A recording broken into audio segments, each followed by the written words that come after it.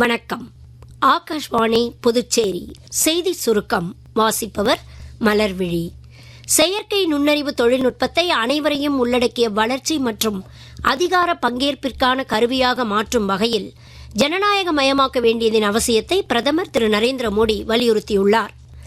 இன்று புதுடெல்லியில் செயற்கை நுண்ணறிவின் தாக்கங்கள் குறித்த இந்தியா AI இம்பாக்ட் உச்சி மாநாட்டை அவர் தொடக்கி வைத்து பேசுகையில், செயற்கை நுண்ணறிவு தொழில்நுட்பத்தை நன்னெறிகளின் அடிப்படையில் பொறுப்பான நிர்வாகம் மற்றும் அனைவரையும் உள்ளடக்கிய வளர்ச்சிக்கு பயன்படுத்துவதே இந்தியாவின் மாணவ கொள்கை என்றார். பின்னர் மாநாட்டின் முழு அமர்வில் பிரதமர் பேசுகையில், செயற்கை நுண்ணறிவின் உலக பயணத்தில் இந்தியாவின் பங்கு மிகப்பெரியதாக இருக்கும் என்றும், மனிதர்களை மையமாக கொண்ட செயற்கை நுண்ணறிவை கட்டி அமைப்பதில் இந்தியா AI இம்பாக்ட் மாநாடு அதி முக்கிய பங்களிக்கும் என்றும் தெரிவித்தார். AI இம்பாக்ட் மாநாட்டில் பங்கேற்கும் உலக தலைவர்கள் பலரை பிரதமர் திரு நரேந்திர மோடி இன்று இருதரப்பு ரீதியில் சந்தித்து பேசினார். நெதர்லாந்து பிரதமர் திரு டிக் ஸ்கூப், சுவிட்சர்லாந்து அதிபர் திரு கை பாமலின் ஆகியோர் இதில் அடங்குவர். AI இம்பாக்ட் மாநாட்டில் இன்று வெளியிடப்பட்டுள்ள சர்வம் AI மற்றும் பாரத் ஜென் AI மாடல்களை மத்திய கல்வி அமைச்சர் திரு தர்மேந்திர பிரதான் பாராட்டியுள்ளார்.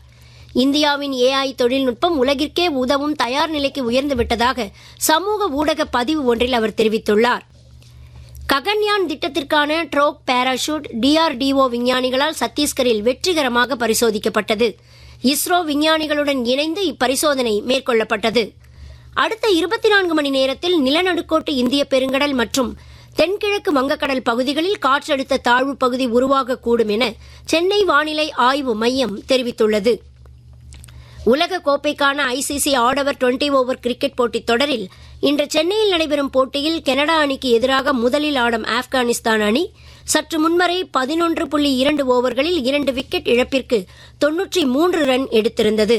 முன்னதாக கொழும்பில் நடைபெற்ற போட்டியில் ஜிம்பாப்வே அணி 6 விக்கெட் வித்தியாசத்தில் இலங்கை அணிக்கு எதிராக வெற்றி பெற்றது. இத்துடன் இந்த செய்தி சுருக்கம் நிறைவு பெறுகிறது.